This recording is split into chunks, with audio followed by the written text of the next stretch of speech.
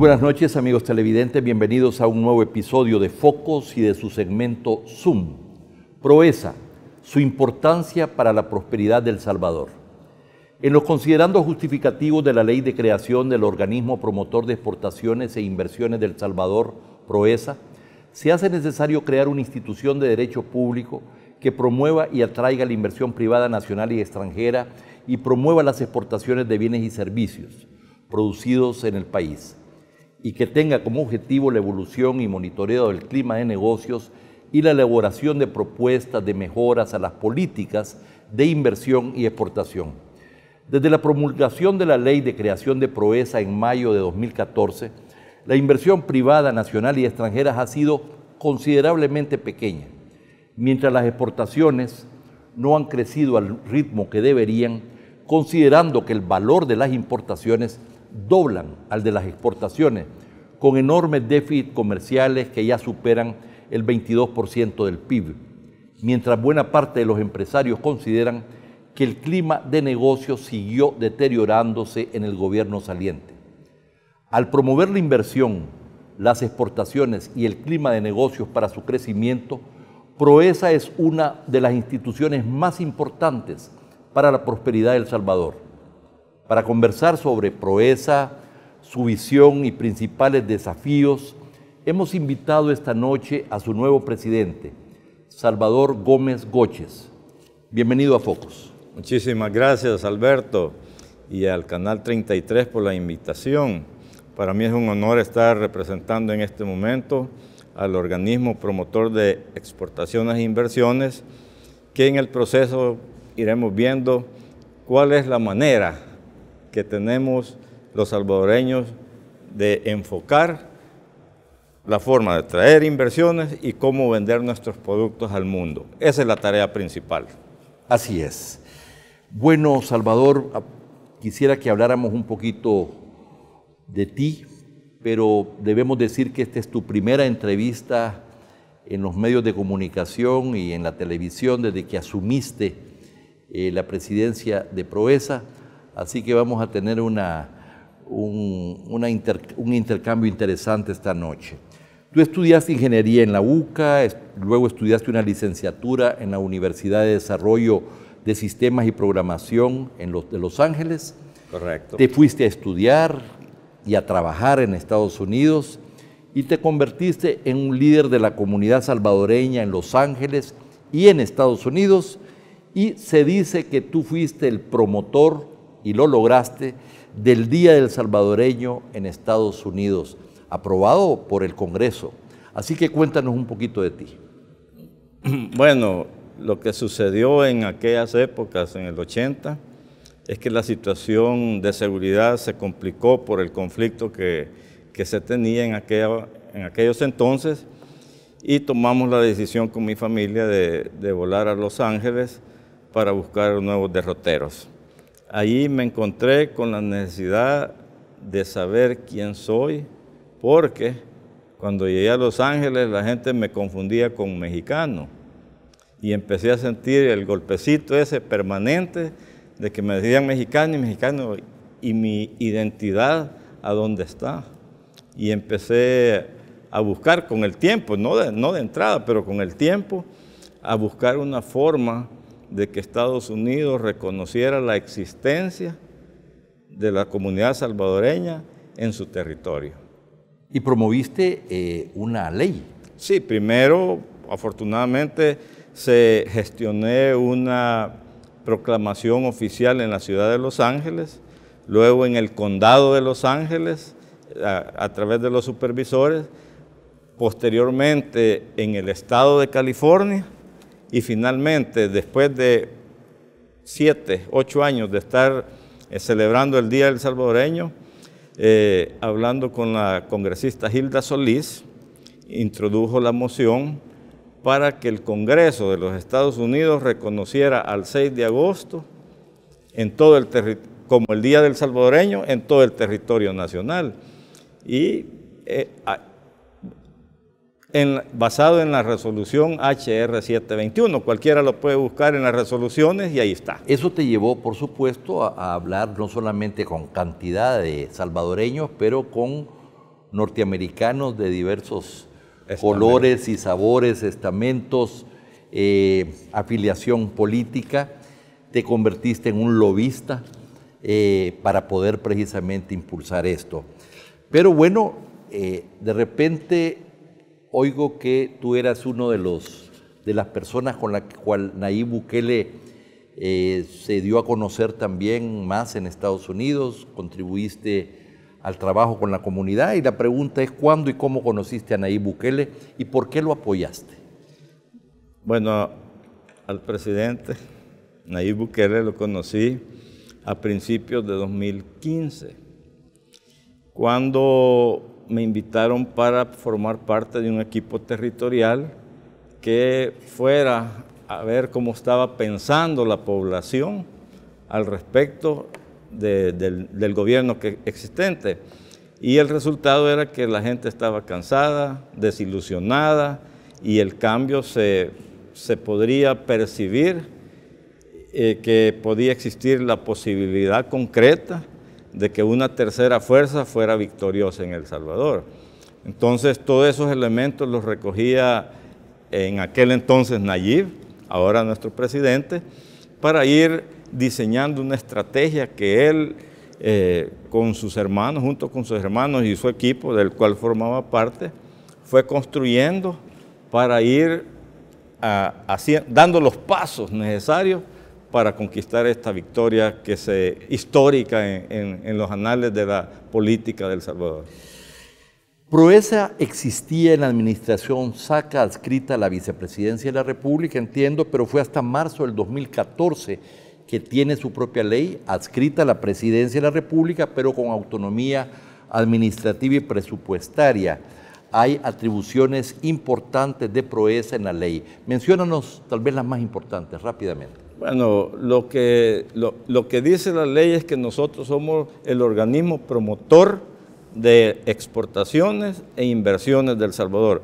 Eso significa que tenemos la responsabilidad, somos el rostro de El Salvador en el mundo de los negocios, ya sea de exportables o de inversión, para que El Salvador tenga la posibilidad de tener ingresos extranjeros, pero también nuestros productos poderlos vender a buen precio en el extranjero. Dice que hay que diseñar y promover la imagen del país como destino para la inversión, que hay que monitorear periódicamente las calificaciones de desempeño o los rankings en organismos internacionales para mejorar nuestra competitividad. Veo que tiene precisamente unas responsabilidades diversas dentro de una concepción bastante integral. Me llamó la atención hoy revisando la ley precisamente. Sí, es que lo que pasa que, bueno, todos los países del mundo, esto quiero que lo sepa todo El Salvador, todos los países del mundo tienen una agencia que sirve para promover sus inversiones, y nosotros en El Salvador tenemos a Proesa. El problema es que hay casas calificadoras, por ejemplo, de la confianza que genera un país para ver si la gente o las empresas puedan traer inversiones a un país. Y nosotros estamos calificados pésimamente en todas las casas calificadoras. Los niveles de confianza que existen con El Salvador, debido a las contradicciones y a la permanente choque de situaciones ideológicas principalmente, que han obstaculizado la posibilidad que empresas traigan inversiones al país. El Consejo Directivo, que es la máxima autoridad presidida en este caso por el presidente, tiene en su seno a los funcionarios más importantes vinculados con el gobierno y la economía, el secretario técnico de la presidencia, el ministro de Hacienda, ministro de Economía, de Obras Públicas, Transporte y Vivienda. Hay una representación de las universidades, sí, de educación también.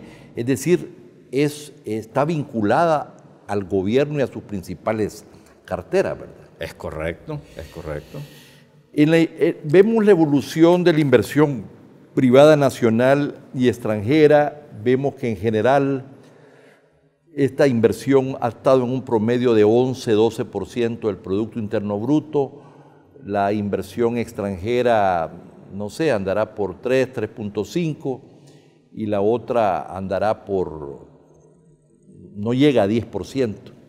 Y eso, por supuesto, junto con la inversión pública, es lo que condiciona la creación de empleo y la creación de empleo decente y los niveles de crecimiento del Producto Interno Bruto.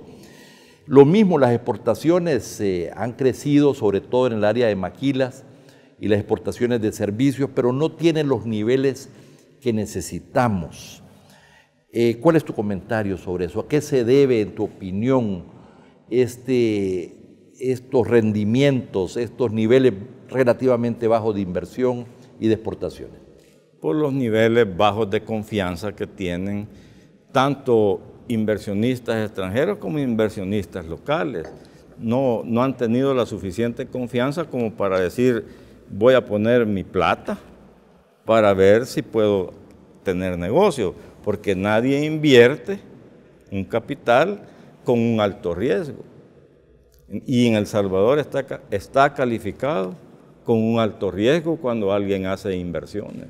Esa es una situación bien complicada. Entonces nosotros como Proesa, para salir a atraer inversiones, tenemos que todo el gobierno tiene que trabajar junto, de manera interinstitucional, para transformar el rostro de El Salvador y que todos, empresas internacionales, vean a El Salvador un lugar, un paraíso de inversiones para poder, con eso, traer trabajo y al mismo tiempo buscar que países nos compren los productos a buenos precios.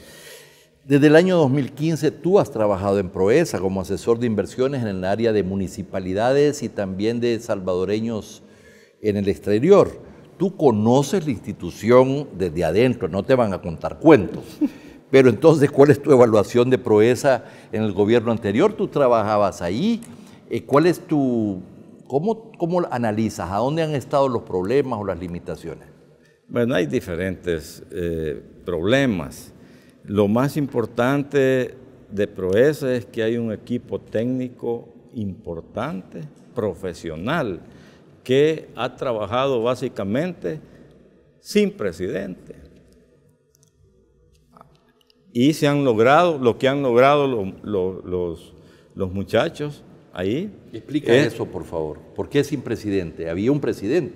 Había un presidente, pero un presidente que pasaba viajando todo el tiempo. Promoviendo las inversiones y las exportaciones. Si están reflejadas en los resultados, sí, pero cuando uno busca, no es así. Entonces, Proesa necesita de un presidente que esté haciendo que la maquinaria de su equipo trabaje como un Rolex y no teniendo islas o islotes dentro de la misma institución. A veces la gente de inversiones no sabe qué está pasando con las exportaciones y ahí se necesita trabajar en equipo. Nadie sabía qué estaba pasando con las APP. O sea que estás diciendo que había un problema de desconexión de las diferentes gerencias o unidades al interior de Proesa. Precisamente, eso es lo que estoy diciendo. Y el primer paso que he dado, por lo menos en estos primeros 5 días de trabajo, es tratar de ordenar el equipo. Es como un entrenador de fútbol, pues, que mira que tiene un volante o un delantero que no echa goles, pues lo tiene que quitar y poner a alguien que echa goles.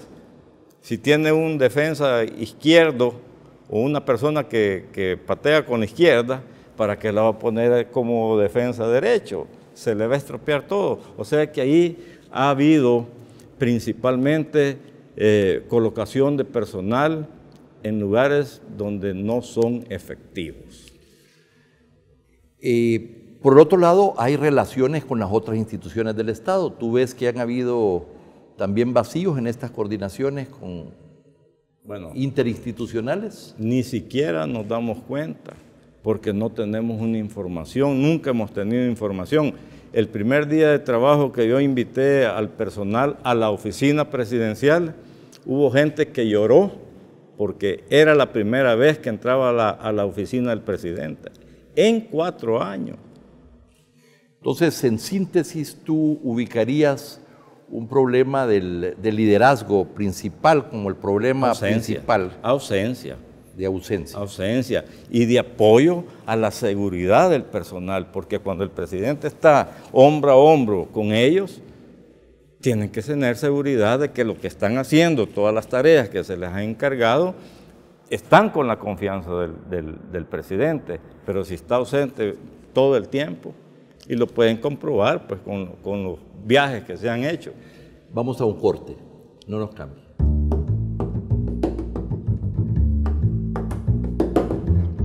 Proeza, su importancia para la prosperidad de El Salvador. Conversando con Salvador Gómez Goches, el nuevo presidente de Proeza, en su primera entrevista en los medios de comunicación nacional y particularmente pues en televisión. Salvador, antes de irnos a este corte, tú estabas analizando los problemas que tenía Proeza, la forma como la recibiste. Para luego vamos a hablar cómo pretendes transformarla. Cuéntanos un poquito más. Hay aspectos relacionados con el ejercicio de la Junta Directiva, que es la máxima autoridad. Algunos de estos problemas no se corrigieron en la Junta. ¿Qué es lo que pasó? Bueno, lo que sucedía permanentemente es que las reuniones del Consejo Directivo de Proeza tenía que suspender por falta de quórum o por ausencia del presidente o porque no había convocatoria. Entonces, cuando la cabeza de una institución cualquiera no tiene planificación, no tiene una guía que le dé a su personal,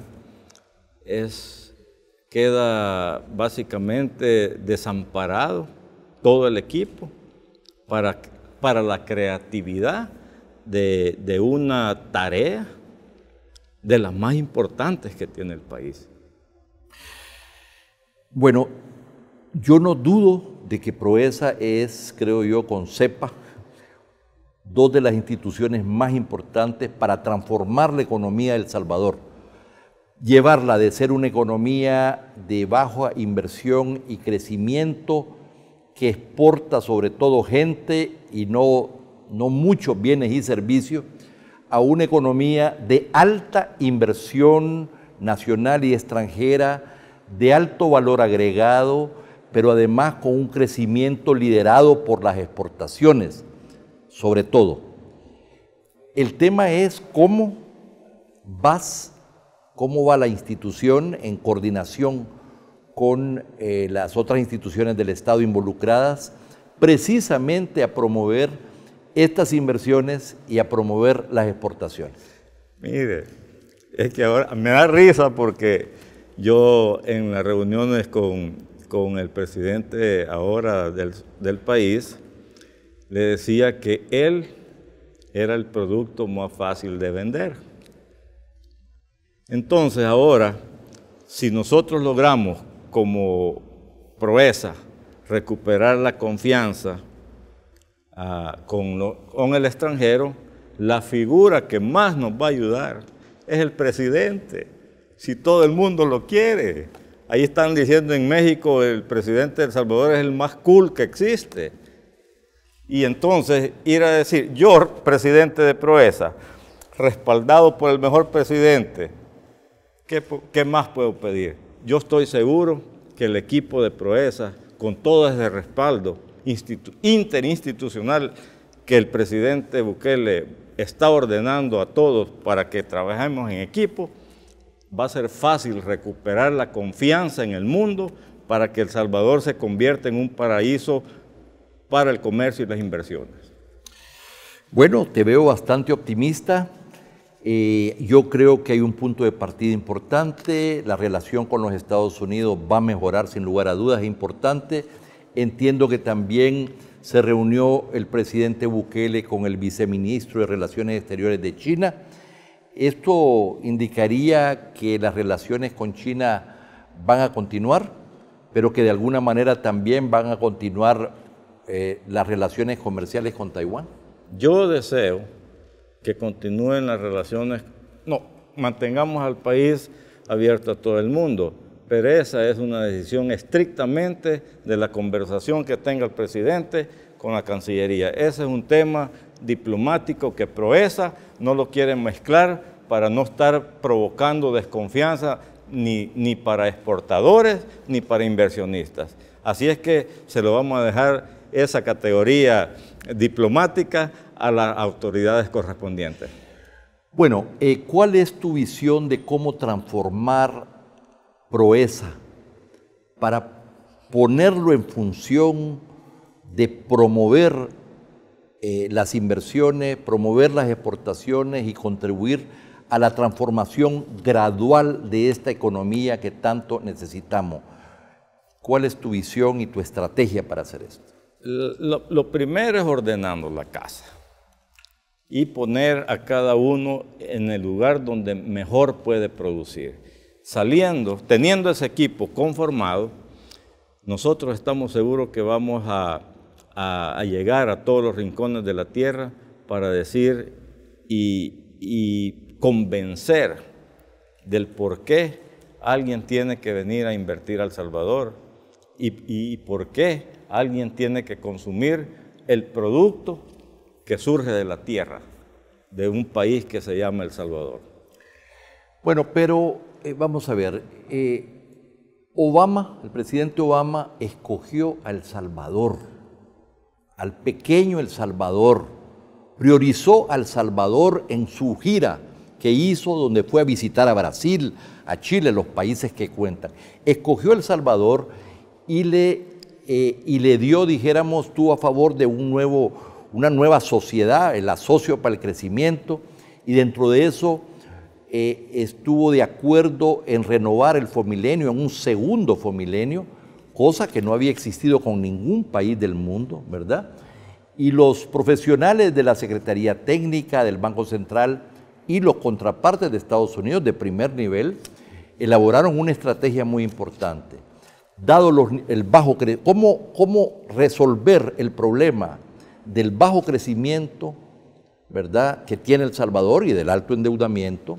Se identificaron los problemas de seguridad y se identificaron precisamente la baja rentabilidad de los bienes transables, es decir, los bienes que se exportan. Y ahí se recomendó, Salvador, la importancia que tienen los asocios públicos privados. De esa reunión de Obama creo que han pasado ya 9 años y desde que después vino la ley de los asocios, se incorporó a la misma ley de Proesa y se hablaba de que el primer gran asocio iba a ser la expansión del aeropuerto, que dejamos el plan maestro listo. Después se habló la terminal de carga. Esta es la hora que no ha habido un tan solo asocio público-privado. ¿Por qué? Porque el gobierno o los gobiernos no entienden o no entendían eso y le tenían una muralla para decirle no a cualquier asocio público-privado. No nos vamos a engañar, si el gobierno no permite al equipo que está impulsando los asocios público-privados, no les da luz verde, no va a pasar nada. O sea que en tu opinión esto ha sido obstaculizado desde el gobierno mismo. Por supuesto, por supuesto. Bueno, yo conocí cuando yo era presidente de CEPA a alguien que trabajó muchísimo en el tema de los asocios públicos privados, el nieto, por cierto, de Shafiq Handal, el señor Collazo Handal, con quien trabajamos juntos y que estaba a favor, pero se ve que no le oyeron, ¿verdad?, en el FMLN mismo. Pues sí, si es que no se escuchan ni entre ellos mismos. Bueno, en este caso, mi recuerdo es que él estaba muy a favor de eso y estaba trabajando bien. A él le tocó trabajar particularmente en el tema del asocio público-privado, el estudio de valor por dinero que se haría en el aeropuerto, Por eso lo Sí. señalo. Bueno, yo conozco a José Chafí Collazo y él es un profesional muy correcto. Así es. Si el problema que tiene es que yo puedo poner a un centro, a Messi puedo poner, pues, a que eche un gol, pero no le presto la pelota, ¿cómo? Así es. Bueno, dime cómo entonces, ahora que estás ahí, que hay un respaldo al impulso de estos asocios, a la inversión, ¿cuáles serían los primeros asocios públicos privados que vamos a ver? Bueno, hay un listado, ¿verdad?, que se ha venido trabajando desde Proesa, ¿verdad?, para eso, pero también hay un listado importante de asocios públicos privados que están reflejados en el Plan Cuscatlán, que para nosotros, todos los servidores públicos, el Plan Cuscatlán es una Biblia. Ahí están las directrices de todo lo que necesita El Salvador para poder dar el estarazo y comenzar, porque no va a ser en 5 años. Si el presidente Bukele va a abrir, por decir, las puertas para el desarrollo, pero apenas va a ser el principio para poder desarrollar El Salvador en las condiciones que lo hemos encontrado. Vamos a tener que sudar bien la camisola, pero estamos dispuestos. Vamos a ver, muchos analistas consideran que dada la importante victoria electoral y la forma como los dos principales partidos, particular el FMLN, perdió tantos votos, aquí viene ya ahora la batalla para las elecciones presidenciales y legislativas, las elecciones legislativas y municipales, y que el presidente tiene una estrategia para ver cómo capitaliza al máximo el desgaste precisamente de estos partidos. Y entonces se prevé que van a haber conflictos importantes al interior de la Asamblea Legislativa. Se habla de posibles confrontaciones, vamos a ver si hay negociaciones también. ¿Tú crees que esto podría afectar, dijéramos, la imagen del país, esta proyección de conflictos que se podría esperar, dadas las realidades del país? No, yo creo que los conflictos, a medida que el Ejecutivo vaya mostrando que se le está cumpliendo al pueblo, los miembros de la Asamblea van a tener que ir como torciéndose el brazo, porque el país ahora no necesita conflicto. El país necesita que todos nos pongamos en función de responderle al pueblo por ese salario que nos paga. Y como el pueblo ahora ya a través de este aparatito está consciente, ya no necesita la prensa gráfica, no necesita el diario de hoy. Aquí todo el mundo se da cuenta de lo que está pasando. Y en la medida que el Ejecutivo conducido por el presidente Bukele vaya resolviendo los problemas más críticos del país, los diputados no van a tener más que seguir la corriente que ya va a ser indetenible, porque si no, en el 21 van a ver que las cuentas y las cuotas de sus partidos no les van a alcanzar ni siquiera para opinar qué tiene que hacer El Salvador. En el desarrollo democrático de un país, Salvador, es importante los medios de comunicación, es importante los periódicos, es importante el debate, y eso no puede ser sustituido por tweets. Por supuesto, pero cuando son objetivos. El problema es que cuando la prensa en general no es objetiva, entonces trata de manipular la mente y la actuación de la gente, y eso no es correcto. Entonces, si tenemos prensa que son éticos y que son correctos, por supuesto que nosotros mismos los vamos a alabar, y por eso estoy aquí. Bueno, espero que vamos a seguir conversando a través de tu gestión, me parece muy importante darle seguimiento a las inversiones, a las exportaciones, a la transformación de una institución tan importante como Proesa.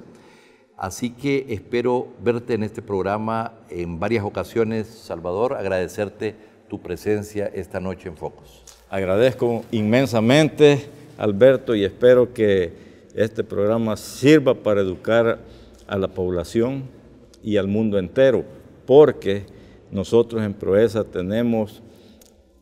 decimos, Proesa está abierto para el mundo. Muchas gracias, amigos televidentes. No nos cambie, hay mucho más contenido en Focos.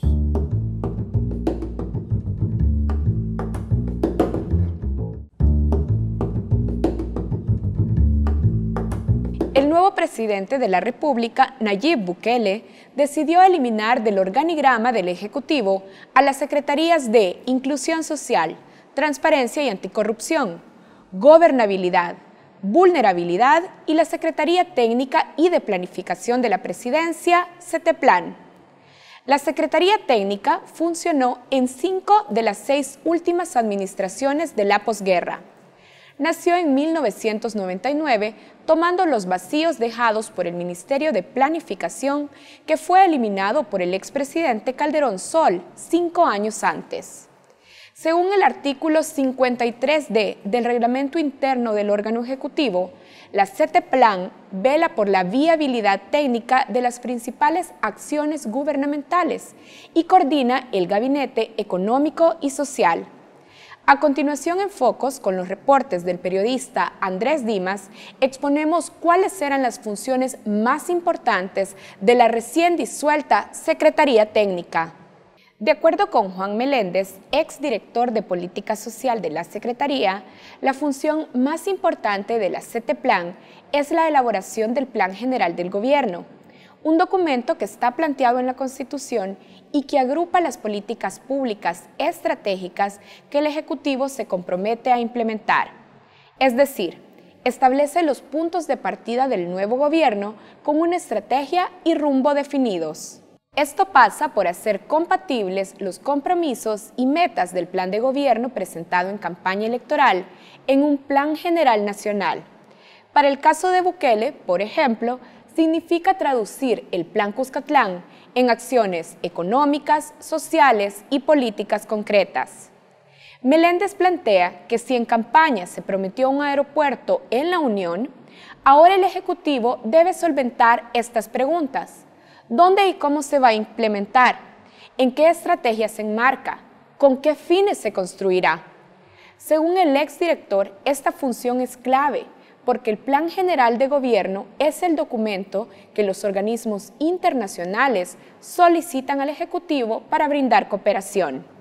Una segunda atribución importante es la coordinación de la política social establecida en la Ley de Desarrollo y Protección Social, documento que brindó protección legal a los programas sociales creados en las administraciones anteriores, como Ciudad Mujer, El Vaso de Leche, paquetes escolares y agrícolas, entre otros. La Secretaría Técnica también era responsable del seguimiento del sistema de indicadores y estadísticas que miden la pobreza multidimensional, el impacto de los programas sociales y subsidios y los objetivos de desarrollo sostenible. En años anteriores, el Programa de Naciones Unidas para el Desarrollo capacitó al personal en el seguimiento de estos indicadores. Otra de las funciones de la CETEPLAN es verificar la ejecución presupuestaria, es decir, cómo se están gastando los fondos del Estado en los proyectos de infraestructura, programas y políticas públicas. Finalmente, de la Secretaría Técnica dependía la recién creada Escuela Nacional de Formación Pública, ENAFOP, que se encarga de mejorar la eficiencia de la administración del Estado y de la profesionalización de los empleados públicos. Para el exdirector Juan Meléndez, la supresión súbita de la CETEPLAN crea incertidumbre sobre la continuidad de estas funciones vitales para el desarrollo de las políticas de Estado. Estas dudas, sumadas a la ausencia de una etapa de transición entre el gobierno saliente y el entrante, plantean la pregunta de ¿cómo solventará el gobierno de Bukele los vacíos en la planificación dejados con la eliminación de la Secretaría Técnica?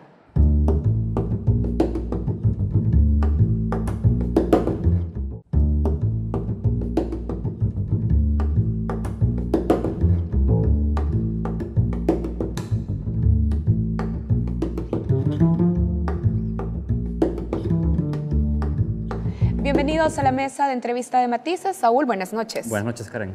En su primera semana como presidente, Nayib Bukele ha ordenado a través de su cuenta de Twitter decenas de destituciones de empleados del Ejecutivo que son hijos, parejas, hermanos o tienen otro vínculo parental con exfuncionarios y diputados del FMLN. En redes sociales, la herramienta fundamental de comunicación del nuevo presidente, estos anuncios le han valido muchísima popularidad. Sin embargo, las designaciones en el nuevo gabinete mantienen viva la discusión sobre conceptos como nepotismo, meritocracia, cargos de confianza, Karen. Tengamos en cuenta que muchas de las personas que forman parte del gabinete del presidente en funciones, Nayib Bukele, también formaban parte de su círculo cercano de allegados, socios comerciales, y es importante entrar a la discusión sobre este tema. Y un elemento importante en esta discusión es el marco legal que debería ordenar estas funciones, estos cargos, y es que tenemos que tener en cuenta que nuestra ley de servicio civil data de 1961. El Estado salvadoreño tiene entonces un marco institucional débil para frenar el nepotismo y preocupan también los pocos avances y los pocos pasos firmes que se dan para contrarrestar estas prácticas. Hay que recordar los antecedentes. En la presidencia de la República se han acumulado por unas 2 décadas, quizás un poco más, estudios y discusiones que buscan impulsar una ley de función pública, Karen. En el periodo 2009-2014, este esfuerzo fue liderado por el subsecretario de Modernización del Estado, Antonio Morales Carbonell. Morales Carbonell fue también subsecretario de Gobernabilidad en la administración de Salvador Sánchez Serén. Carbonell presentó su renuncia el pasado 31 de mayo, hoy se encuentra en Focos y queremos analizar con él la discusión sobre la función pública. Bienvenido. Muy buenas noches, Saúl. Karen, gracias por la invitación. Bueno, queremos iniciar hablando un poquito de las nuevas decisiones de organización que están pasando en el Ejecutivo. El presidente de la República, además de las decisiones de destitución que ha ordenado en esta semana que termina, también anunció en su primer Consejo de Ministros que suprimía la Secretaría de Inclusión Social, la Secretaría de Transparencia y Anticorrupción, la de Gobernabilidad, la de Vulnerabilidad y también la Secretaría Técnica. Queremos empezar entendiendo en las administraciones pasadas qué diagnóstico o análisis había justificado la creación de estas secretarías. Por ejemplo, algunas de estas secretarías no fueron creadas con la llegada de Mauricio Funes, sino que incluso antes de él se habían creado. Pero, ¿cuál es el diagnóstico que justificaba la existencia de estas secretarías? Bueno, yo puedo hablar en el caso de la subsecretaría que tuve a mi cargo. Era la necesidad urgente de trabajar por favorecer condiciones para la gobernabilidad democrática y modernizar el aparato del Estado. Para todo presidente que llega al gobierno es fundamental apoyarse en una administración integrada por personal idóneo, competente, que esté en condiciones de poder implementar su plan de gobierno y de dar servicios oportunos y de calidad a la ciudadanía. Pero para eso es necesario trabajar en el ordenamiento del Estado. De hecho, el presidente Bukele lo ha mencionado en varias ocasiones. No es una tarea fácil, ¿verdad? No es una tarea fácil porque la administración pública tenemos un déficit muy grande en este país. Nosotros nos peleamos los últimos lugares en función pública a nivel iberoamericano. Ustedes analizan los informes del BID de los años 2004. El Salvador figuraba en los últimos países de América Latina por el nivel de discrecionalidad que existía en el manejo de los recursos humanos, por el desorden en general que había, la inexistencia de una carrera administrativa para los funcionarios públicos, la dispersión salarial, la falta de escuelas de formación. Entonces era urgente trabajar, ¿verdad?, en sentar las bases para un sistema moderno de gestión del talento humano. El derecho de acceder a los cargos públicos es un derecho ciudadano que debe ejercerse sin discriminación alguna. Eso lo establece la Constitución, lo establece la Ley de Servicio Civil, pero también lo establecen los convenios internacionales de derechos humanos que hemos ratificado, el convenio de la OEA sobre derechos humanos, la Carta de Naciones Unidas, el Pacto Internacional de Derechos Civiles y Políticos, consagran el derecho de todo ciudadano a ingresar a los cargos públicos. El criterio único debe ser el mérito y la idoneidad. Y ahí está el problema. Antes de entrar a la discusión de fondo, que es justamente lo que usted está planteando ya, nosotros nos acercamos ahora mismo a que hay una reingeniería con la llegada de un nuevo gobierno, la supresión de estas secretarías. Y la pregunta que surge es, ¿entendemos la prioridad que tenía para la gestión de la que usted formó parte el tema al elevarlo institucionalmente dentro del Ejecutivo, pero se pierde la intención de impulsar una reforma integral en función pública al eliminarse esas secretarías? Es decir, ¿se ha perdido la oportunidad de alguna manera, no sé, acumulada al haberlas eliminado? ¿Hay una consecuencia? Yo creo que el presidente Bukele tiene todo el derecho de suprimir esas secretarías, pero tiene que llevar adelante un proceso. Y no es fácil, porque la supresión de una secretaría se puede hacer, pero la plaza subsiste. La plaza solo la puede suprimir la Asamblea Legislativa. Todas esas personas que han sido cesadas de sus cargos mantienen sus plazas hasta que la Asamblea suprime esas plazas.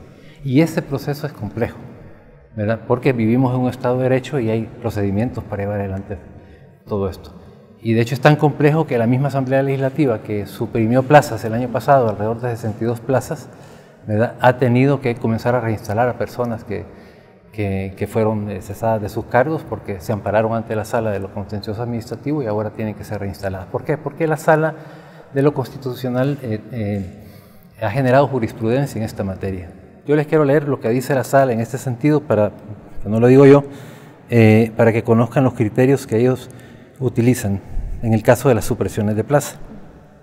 Que son las que deberían de quedar, como usted nos está explicando, ¿verdad? Las plazas por el momento quedan. Y la Asamblea las tiene que... Entonces dice, previo a ordenar, ¿verdad?, la supresión de un puesto de trabajo, se requiere, dice la Sala, ¿verdad?, de que la autoridad competente cumpla con las formalidades siguientes.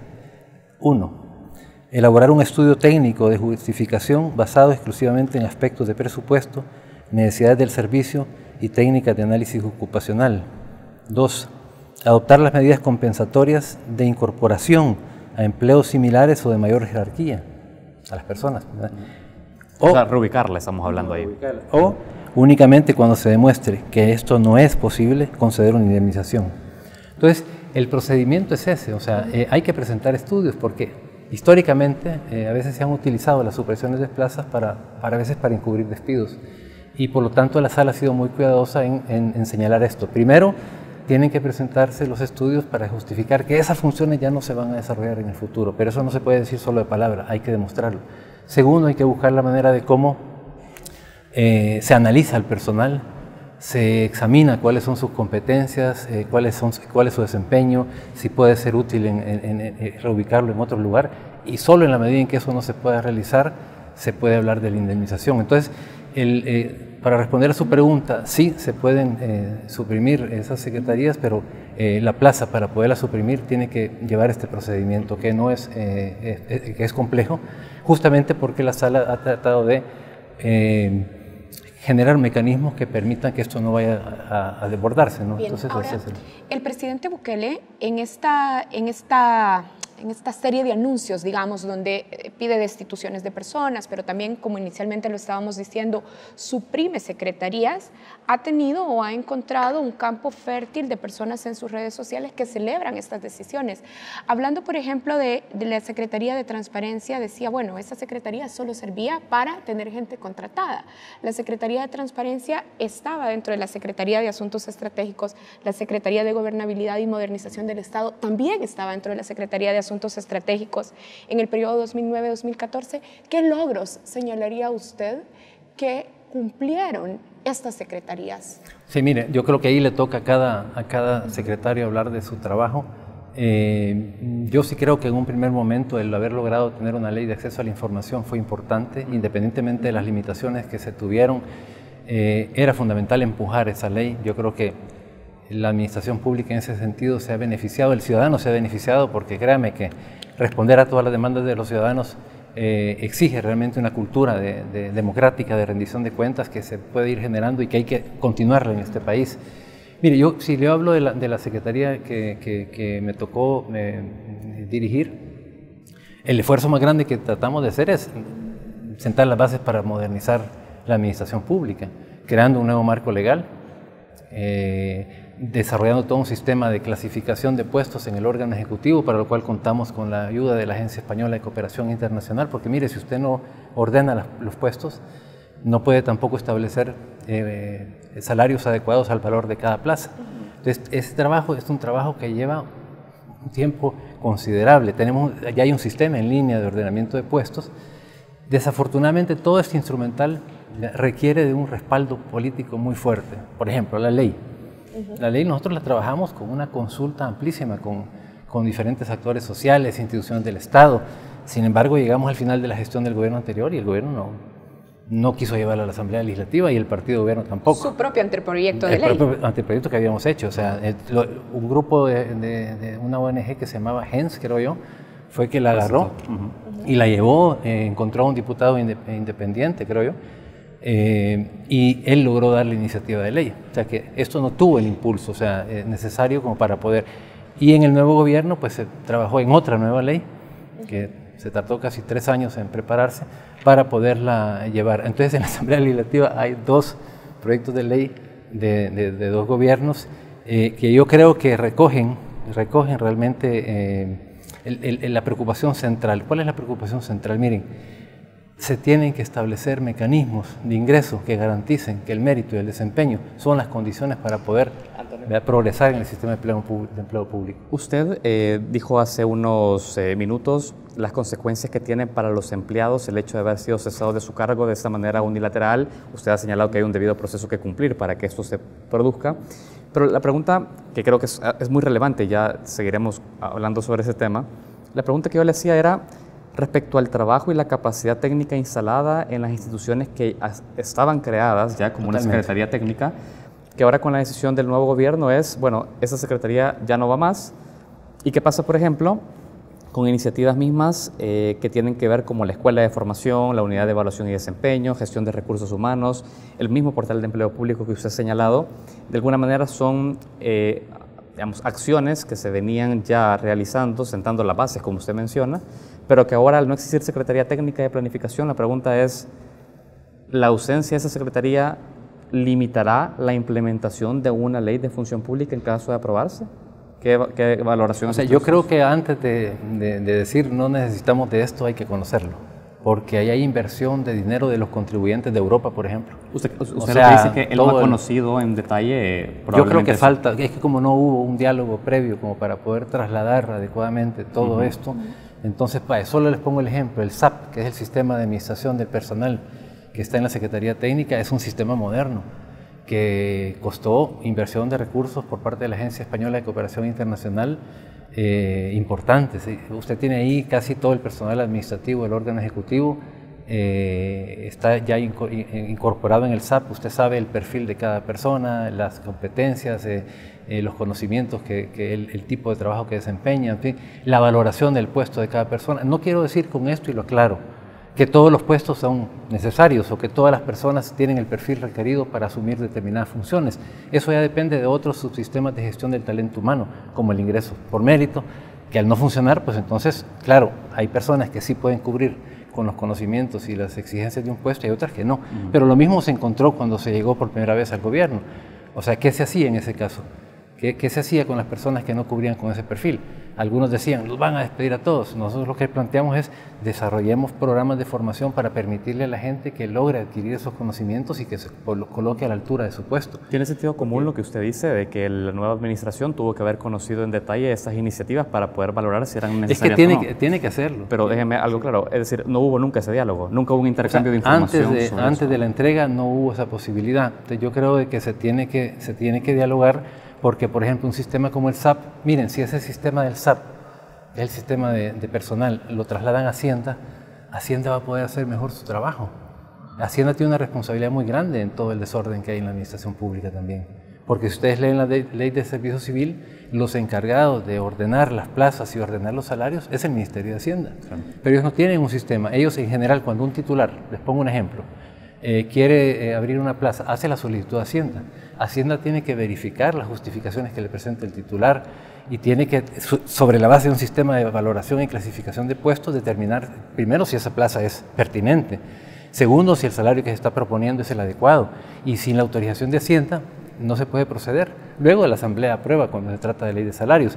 Pero digo, la dispersión, miren, el desafío que tiene el gobierno actual y lo que han tenido los gobiernos anteriores, pero que realmente no se asumieron, ordenar, por ejemplo, todas las plazas, ordenar salarios, es que es una dispersión monumental, porque no ha habido un mecanismo que permita correlacionar puestos con salarios. Y el problema es que la entidad rectora ahorita, hoy por hoy, según la ley de servicio civil, que tiene que clasificar y ordenar es Hacienda, pero sencillamente no lo ha hecho. Ahora, volvamos a algo que usted también acaba de decir. ¿Cómo explica usted que, siendo una de las promesas fundamentales del FMLN cuando llegó al Ejecutivo, es decir, impulsar una ley de función pública, cómo explica que el mismo gobierno no quiso llevar a la Asamblea Legislativa su propio anteproyecto de ley?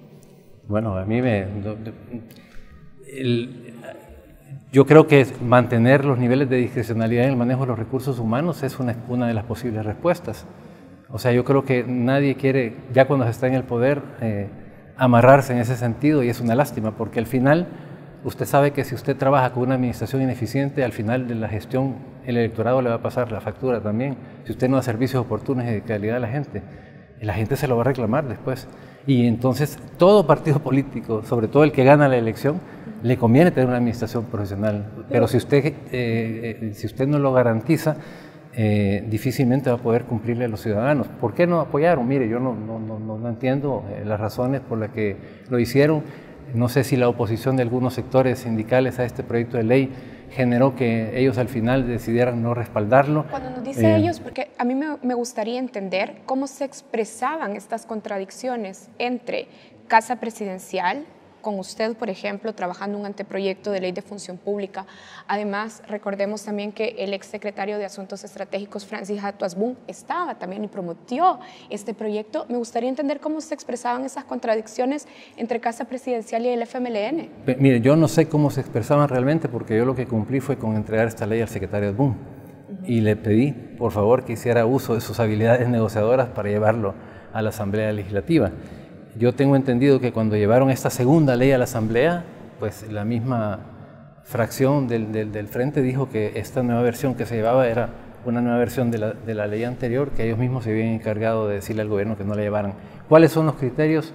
No lo entiendo, porque si se hubiera realmente implementado un marco legal como estos, tuviéramos realmente un mayor ordenamiento en la administración pública, una mayor lógica a nivel salarial, ¿verdad? Porque no hay correlato entre puestos y salarios, hubiéramos avanzado mucho más en los temas de evaluación del desempeño, que ese es un tema tabú también. O sea, en este país usted no puede hablar de evaluación del desempeño. O sea, todo el mundo reclama estabilidad laboral y está bien, pero la estabilidad laboral no es inamovilidad, tiene que estar condicionada a los resultados. Pero aquí los sistemas de evaluación prácticamente son excelentes para todo el mundo, porque aquel que evalúa mal a alguien, inmediatamente saltan y reclaman por eso. Pero la verdad es que un sistema moderno de gestión del empleo tiene que tener mecanismos de ingreso por mérito garantizados. Los que están ahora no funcionan. Las unidades de recursos humanos tratan de hacer su papel, en algunos casos aplican test, en otros casos no los aplican, pero no hay una entidad que audite, que garantice que esos procesos realmente cubren con los requisitos. ¿Por qué? Porque somos el único país en América Latina que no tiene una entidad rectora de la función pública, el único. Todos tienen o un viceministerio de Administración Pública, una dirección de Servicio Civil, en fin, El Salvador no ha dado ese paso todavía. Vamos a dejarlo con esa respuesta. Bueno, puede ser que ahora este gobierno asuma el reto de hacerlo. Habría que ver, porque la verdad es que es un reto que para los ciudadanos va a ser importante. Vamos a hacer una pausa y enseguida continuamos esta conversación con Antonio Morales Carbonell. Estamos hablando con él sobre la importancia de una ley de función pública, la discusión sobre el mérito en la función pública. Él fue subsecretario de Gobernabilidad en los gobiernos del FMLN. Ya volvemos.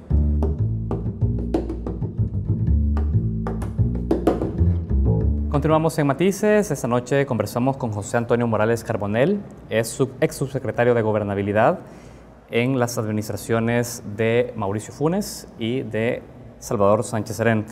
Ha desempeñado también el rol de subsecretario de Modernización del Estado durante la administración de Mauricio Funes. Y estamos hablando sobre la importancia de la función pública, el mérito en la administración. Usted ya hablaba sobre la interpretación que hacía por qué se bloqueó durante su gestión el avance de una ley de función pública. El FMLN de alguna manera abandonó esa batalla. Nosotros queremos entender más a nivel de los actores que podrían estar bloqueando un avance sustancial del tema, porque si existía la intención institucional de crear esta subsecretaría de modernización e impulsar la ley de función pública, veíamos que hay un doble discurso por acá. Efectivamente, a nivel del Ejecutivo estaba la intención, a nivel político no. ¿Es el actor sindical el principal protagonista que frenaba a nivel político el avance de la ley de función pública, o deberíamos de interpretar en otros sectores la causa por la cual esto nunca tuvo un resultado? Yo diría que el actor sindical no lo es, y le voy a decir por qué. Porque hicimos una consulta de casi un año solo con los sindicatos y con el apoyo de la OIT para poder acordar este texto. Una buena parte del sector sindical estuvo de acuerdo, otros no estuvieron de acuerdo. Pero no era una fuerza tal que lograra limitar una voluntad política. Exactamente, no, tampoco lo empujaban, pero digo, esto es más, el compromiso que yo asumí con el sector sindical es que enviamos este documento a la OIT, al Departamento de Normas Técnicas de la OIT, para ver si en algo podía violarse un derecho laboral en esta nueva propuesta de ley. Y la OIT hizo un estudio que lo envió 3 meses después y dijo que no, pues que no solo lo garantizaba, sino que reforzaba los derechos de los trabajadores en el marco de esta ley. Vino gente de Ginebra para exponerle a los sindicatos la posición de la OIT al respecto. Tengo el documento de la OIT de respaldo a esta iniciativa. Entonces, algunos sectores, yo no sé si entendieron realmente lo que se quería con esta ley, ¿verdad? Porque algunos sectores, a pesar de toda la discusión y todo el trabajo que se hizo con ellos, pues siguieron oponiéndose, y creo que siempre se van a seguir oponiendo, que son más o menos siempre los mismos. Algunos sectores dentro del FMLN, entonces. Algunos sectores sindicales, decía, pero no sé, mayoritariamente. No sé si realmente eran sectores vinculados al frente algunos, pero algunos sí me decían que hiciera lo que quisiera, esa ley no iba a pasar, ¿verdad? Porque ya habían hablado con gente que no la iban a apoyar y gente todo dentro demás. del partido. Sindicatos de algunos sectores que decían que eso no pasaba, ¿verdad? Y es más, alguna vez me cuestionaron por querer vincular la estabilidad laboral al desempeño y me dijeron que cómo era posible que quisiera condicionar eso. Bueno, pero ya en la práctica usted podía identificar quiénes eran los principales actores que podrían verse perjudicados en la aplicación de ese tipo de procedimientos. ¿Quiénes se pueden ver perjudicados? O sea, acordémonos, toda reforma social tiene como opositor al que se beneficia del desorden actual. Y como tibio aliado, ya lo decía Maquiavelo en su época, aquellos que aunque creen en esta nueva propuesta todavía no están convencidos porque no lo han visto funcionar en la práctica. Entonces es un tibio apoyo, ¿no?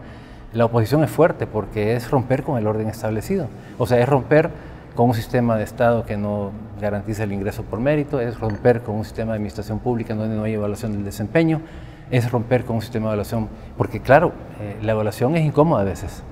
Pero es la única forma de garantizar que una institución sea eficiente. Usted no puede tener estabilidad y simplemente cruzarse de brazos y estar ahí sin hacer nada, pero algunos así lo entienden. Entonces, ¿cómo diseñar un sistema moderno sin tener la oposición de aquellos que están cómodos como están? Es difícil, las oposiciones son fuertes. Pero yo creo que lo que ha habido es falta de voluntad política, o sea, falta de decisión en la cúpula de los gobiernos para poder empujar esto. Miren, esto tiene historia. En la época del presidente Flores, aquí vino un grupo de España, trabajó 3 años diseñando un sistema moderno de gestión de los recursos humanos en el Estado. Un trabajo impresionante, digo porque yo tuve la posibilidad de conocer ese trabajo. Ha de haber costado una fortuna. Cuando eso se termina, vino el cambio de gobierno hacia el presidente Saca y el grupo Hey Group de España que vino dijo, miren, ya técnicamente está resuelto el problema. Háganlo. Tenemos todo diseñado. No, es que tenían todo, no solo propuesta de ley, planes de formación, un sistema de clasificación de puestos, política salarial. Vino el cambio de gobierno y dije, esto es un tema de decisión política. Cambió el gobierno al presidente Saca.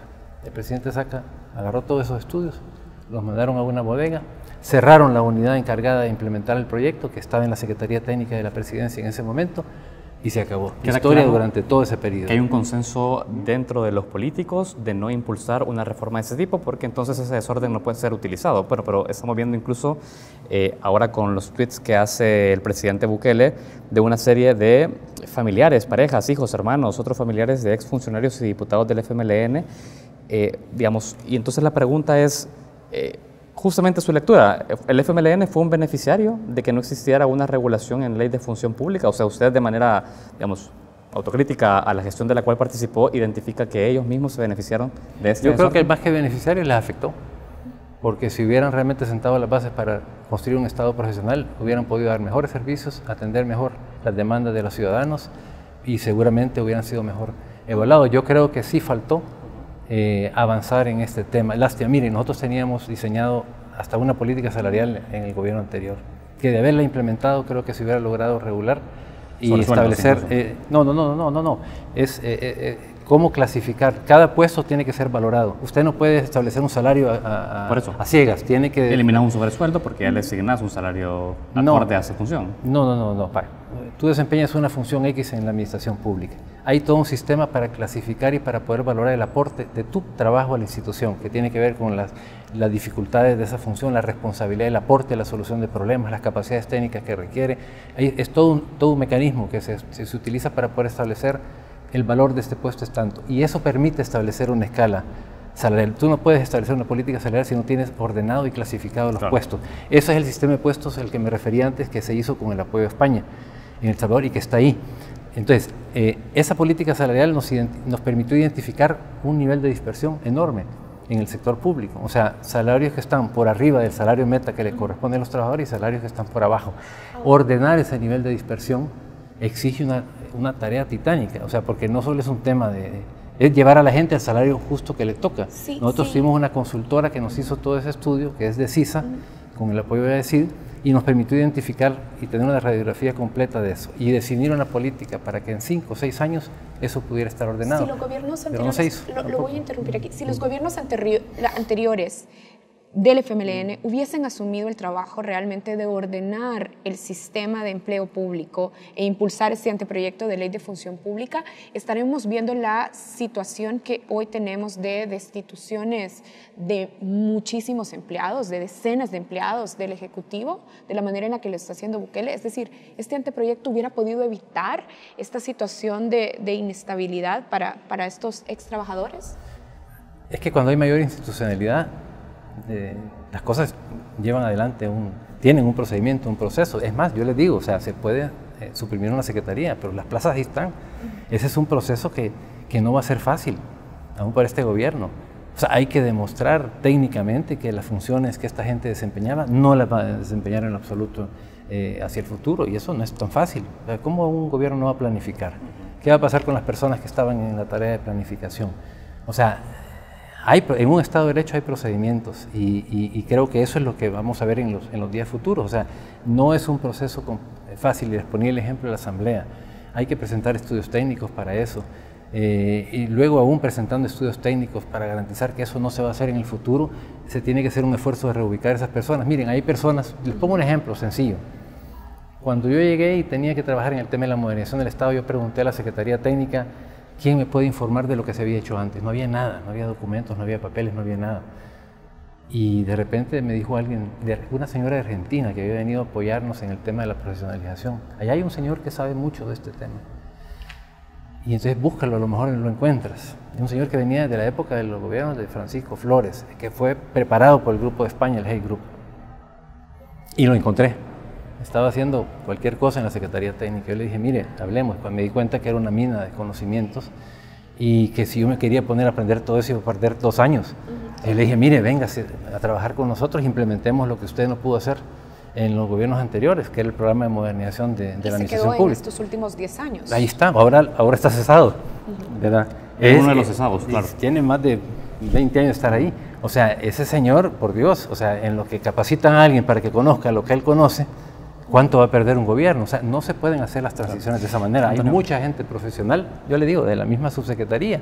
Nosotros tenemos compromisos internacionales, premios como el Premio Superior en la Calidad, que son parte de redes iberoamericanas de la calidad, que son parte de y que no han sido considerados en esa reestructuración. Afortunadamente hemos logrado que reciban un informe sobre esto, pero no ha sido el caso en todo. Entonces yo creo que lo que tiene que garantizarse, o sea, la continuidad de la función pública es fundamental, porque no es un tema de que hay cosas hay compromisos que traspasan una gestión. Antonio, usted como conocedor muy bien de la materia, nos gustaría su opinión sobre lo reciente, lo que está ocurriendo ahora mismo al nivel de la discusión pública respecto a la cantidad de familiares vinculados al expresidente de la República, Salvador Sánchez Serén, hijos, nietos, hijas, familiares que han estado en distintas organizaciones del Estado, instituciones del Estado, perdón.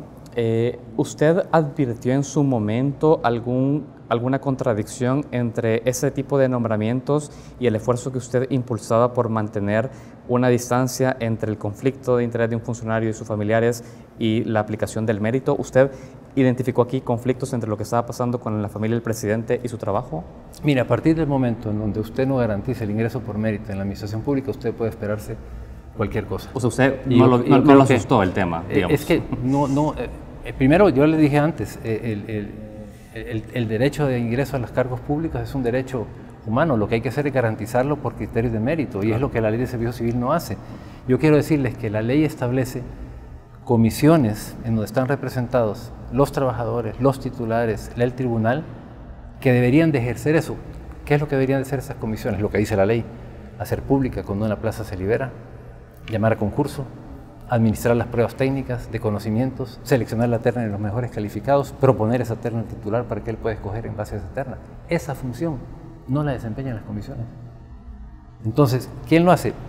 Las unidades de recursos humanos, a veces siguiendo ciertos criterios, siguiendo otros. Entonces no tenemos la garantía del ingreso por mérito. El corazón de esta ley es justamente ese: cómo poder tener una entidad rectora que dé lineamientos a todas las instituciones para que el ingreso por mérito se realice. Porque de lo contrario, usted va a cambiar un sistema por otro. O sea, si usted no resuelve ese problema, ¿qué criterios se tiene para contratar? Entonces, ¿cuáles se van a tener en un futuro? ¿Qué procedimientos se van a seguir? O sea, no existe. Yo puedo decir, un presidente puede decir, contrate tres personas, pero bueno, pero si no está resuelto el tema de cuál va a ser el mecanismo de contratación, que es lo que no está resuelto todavía, entonces puede ser que se vuelva a contratar personas que no tengan realmente los criterios como para poder desempeñar esas funciones. Entonces, una ley de la función pública le da mucho más institucionalidad, le da a la administración, y no se puede hacer cualquier cosa también. O sea, yo creo que si ponemos en orden de prioridades, lo primero que tendríamos que resolver es el tema del mérito. ¿Qué mecanismos se establecen para que eso se garantice y para que no caigamos en una situación similar a las anteriores? Porque de lo contrario no hay ninguna garantía.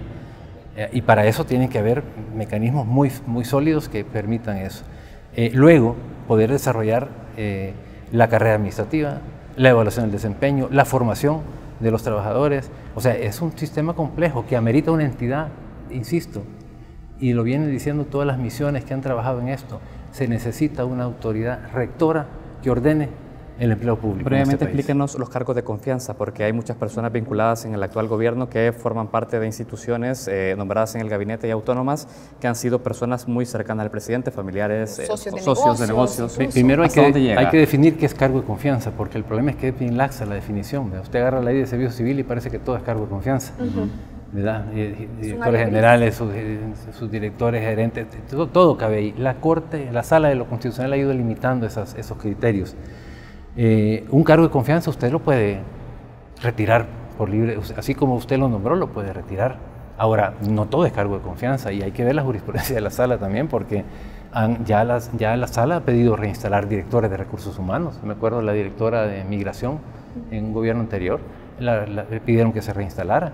Y la Sala consideró que no era realmente un cargo de confianza, y a mí me parece que esa jurisprudencia es válida, porque miren, cuando ese tipo de cargos son de confianza, ese director no puede hacer mucho, yo lo viví. A veces hay directores que le dicen: mire, el ministro contrató a alguien de manera indebida o despidió a alguien sin seguir los procesos, pero si ese director le reclama al ministro: yo te puse aquí, yo te quito de aquí. Claro. Mientras que si es un cargo de carrera, se le respeta más. Y porque en la ley nosotros pusimos eso. Lean la ley dice: usted no puede sustituir a un director de recursos humanos sin la autorización de la entidad rectora de la función pública, porque lo vivimos. A veces se habían formado personas encargadas de recursos humanos durante un año, a la mitad del año ya teníamos 6 que ya no estaban ahí. Entonces es para garantizarle a un director financiero, un auditor, ¿qué le va a auditar de su confianza? Esos cargos deberían de ser cargos de carrera. Entonces hay que reformar esta administración pública para poder realmente sentar las bases para el desarrollo de este país, porque lo contrario es muy difícil. Bien, le agradecemos muchísimo también por dejarnos claras cuáles son las dudas o las áreas fundamentales, las áreas grises que hay que reformar para definitivamente erradicar estas prácticas de nepotismo en la administración pública, sobre todo ahora que estamos entrando a un nuevo gobierno. Correcto. Muchísimas gracias. Gracias a ustedes. Gracias. Estuvo con nosotros esta noche Antonio Morales Carbonell. Recordemos que ha sido subsecretario de Modernización del Estado y de Gobernabilidad en las dos últimas administraciones. Hacemos una pausa, ya regresamos.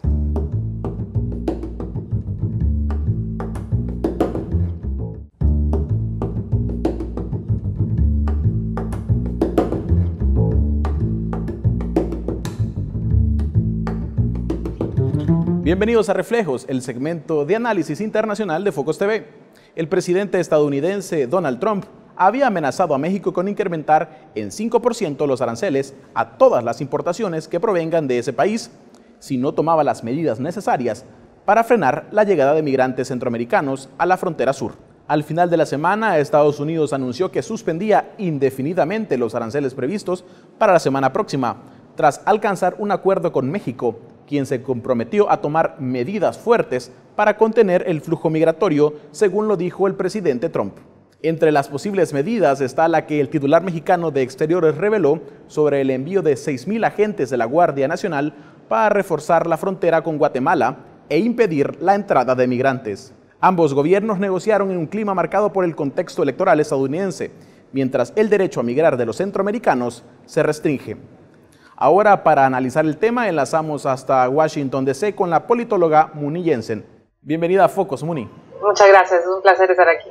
Bien, ¿cómo se explica la acción del presidente Trump que éste haya amenazado con subir al 5% los aranceles de todas las importaciones mexicanas si ellos no tomaban acciones concretas para frenar la migración de los centroamericanos?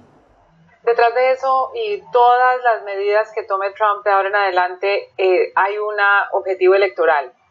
Trump está en campaña, quizás se podría decir que nunca ha dejado de estar en campaña, pero ahora está en campaña formalmente. Y así como hizo en las elecciones pasadas, donde convirtió a México en el gran villano, está buscando un enemigo externo que le ayude con su base, esa base de americanos de clase media, de estados que se ven comprometidos económicamente y que están muy atentos a los pronunciamientos de Trump con respecto a proteger el país. Entonces es imposible ver esta medida sin un lente electoral en este momento. ¿Era este el último cartucho de Trump para cumplir la promesa a sus votantes que disminuiría la llegada de migrantes a los Estados Unidos tras la fallida construcción del muro y la declaratoria de emergencia nacional en la frontera?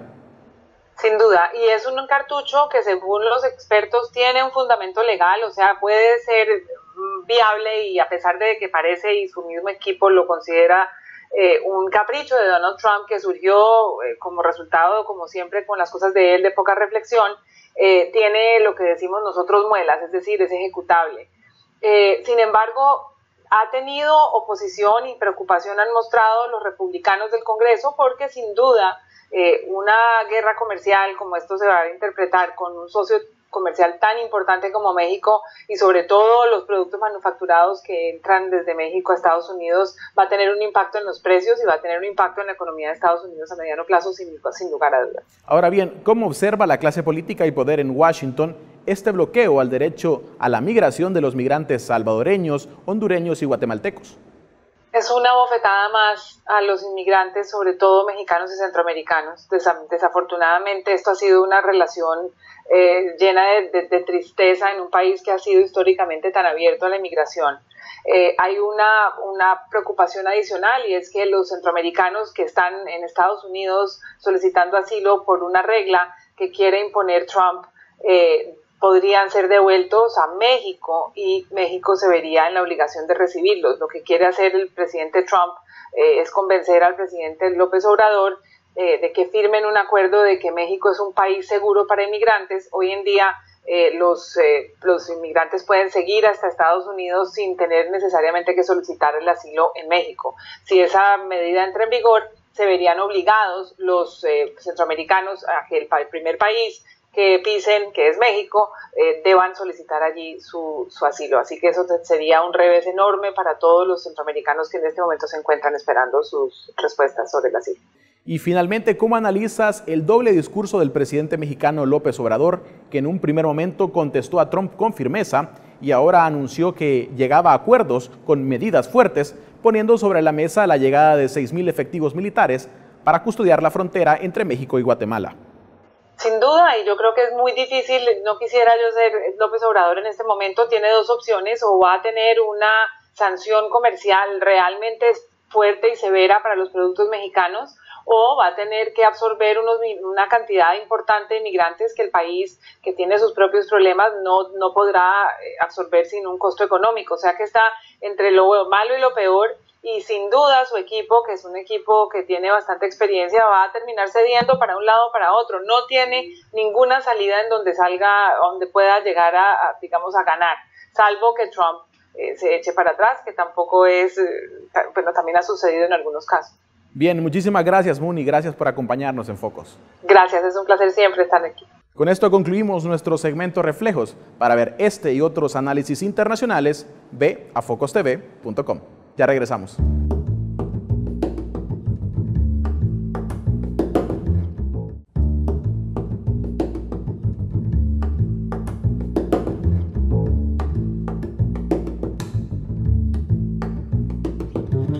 En esta oportunidad, en nuestra sección Retratos, el Museo de la Palabra y la Imagen nos presenta un proceso de memoria histórica dirigido al personal que atiende el programa de atención a veteranos de guerra del Ministerio de Salud. ¿Qué importancia tiene esta iniciativa para una mejor atención psicosocial a estos veteranos? Les invitamos a conocer la respuesta en este segmento. Gracias por habernos acompañado. Buenas noches.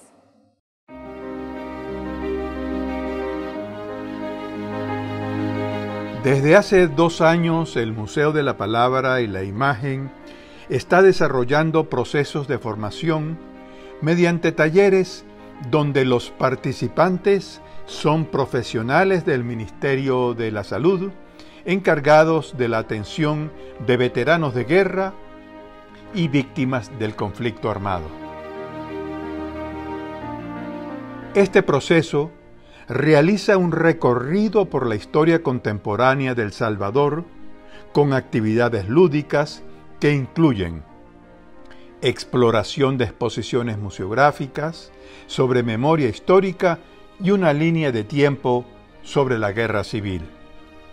Se trata de crear conciencia en los trabajadores de la salud sobre la historia de vida de aquellos pacientes que vivieron la guerra, crear empatía hacia sus experiencias traumáticas y de esa manera mejorar la atención en hospitales y unidades de salud que se presta hacia los veteranos de guerra y víctimas del conflicto. Mi nombre es Emma Noemi Rivera Ábrego. Soy auxiliar de enfermería de acá de la unidad de salud de Sinquea. Pues antes de ir a los talleres, no tenía así como muy claro, ¿verdad? Algunos temas o algunas fechas de eventos que habían sucedido, ¿verdad? Pero luego, después de que ya terminamos el taller, me gustó mucho lo que fue los videos que estuvimos viendo. Completamente sin nada estamos aquí. Pedimos nosotros que se nos acuerden que nosotros, porque somos almas que sentimos, somos de carne y hueso. Ahí estamos todos refugiados como hemos podido, hemos salido. En Emmanuel nos dieron refugio porque ahí aventaron las bombas en la 13 de enero y dicen muchachos que se la van a tomar y que no salgamos. Hemos dejado todas las cositas así, hemos salido. Hay mucho fuego. Están tirando cañones de 105 milímetros a la gente civil. Mami, vámonos, apúrese. ¿Qué pasó, mijito? ¿Por qué te vas? Vamos a bombardear. Porque no queremos nos están a bombardear. Eso sí, he sentido que nos ha ayudado mucho para programar los temas, ¿verdad? Que se van a desarrollar con las víctimas. Saberlas escuchar, ¿verdad? No es que uno... A veces nosotros decimos, les estamos escuchando, pero no los escuchamos, sino que estamos oyendo, pero no estamos poniendo cuidado, ¿verdad? Atención. Y también, ¿verdad?, cómo ayudar a estas personas cuando caen en crisis También eso me ayudó mucho.